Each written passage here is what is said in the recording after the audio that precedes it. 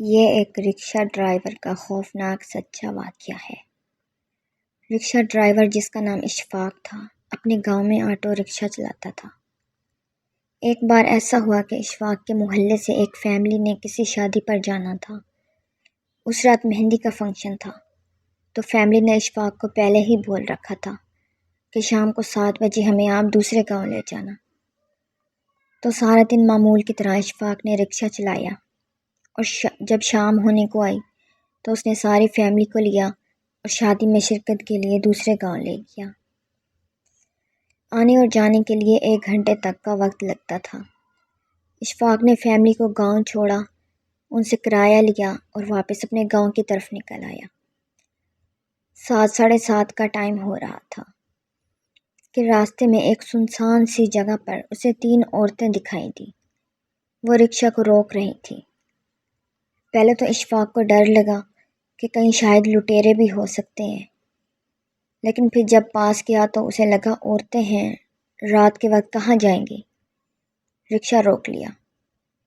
ان میں سے ایک عورت نے کہا، بیٹا ہمیں ایک ضروری کام ہے، راستے میں ایک قبرستان آتا ہے، ہمیں وہاں تک چھوڑ دو۔ تینوں عورتیں رکشہ میں بیٹھ گئیں۔ تھوڑی ہی دور قبرستان تھا۔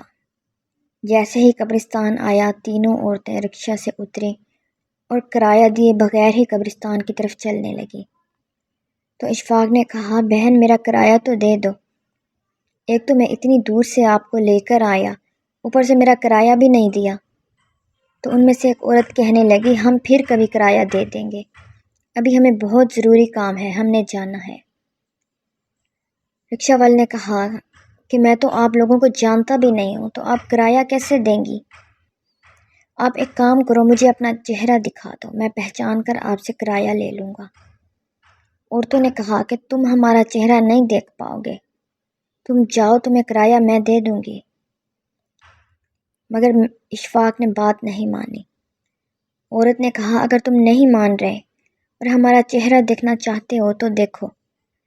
جیسے ہی اس نے نقاب اوپر کیا تو اتنا خوفناک چہرہ تھا کہ ڈر کے مارے میں بے ہوش ہو گیا، اور پھر مجھے آس پاس گاؤں والوں نے اٹھایا اور گھر پہنچایا۔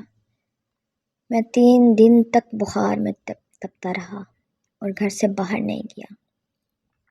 وہ رات میری زندگی کی سب سے ڈراؤنی رات تھی۔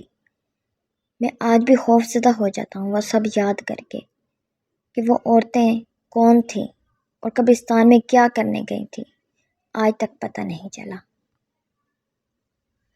دوسرا واقعہ کچھ اس طرح ہے کہ ایک رات بارش کا موسم تھا، کافی گرمی کی رات تھی، بادل چھائے تھے، ٹھنڈی ہوا چل رہی تھی۔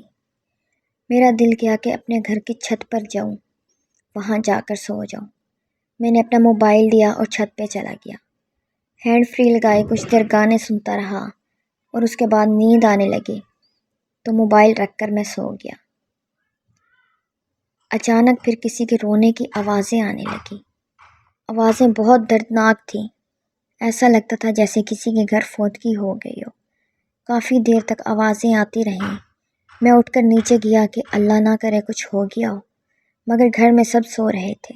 میں باہر گلی کی طرف گیا، مگر وہاں بھی کچھ نہ ملا۔ اب آوازیں آنا بند ہو چکی تھی۔ میں نے سوچا شاید میرا وہم تھا، میں پھر سے چھت پر جا کر سو گیا۔ ابھی کچھ ہی دیر گزری تھی، ایسا لگا کسی نے میری ٹانگ پکڑ کر کھینچی ہو۔ اچانک سے میں اٹھا، مگر پاس کوئی بھی نہیں تھا۔ میں پھر سے سو گیا۔ ٹھنڈی ہوا تھی، نیند بھی بہت آ رہی تھی۔ پھر رات کو اچانک میری آنکھ کھلی، میں نے دیکھا کہ ایک سیاہ رنگ کا سایہ میری چارپائی کے سامنے سے گزرا ہے۔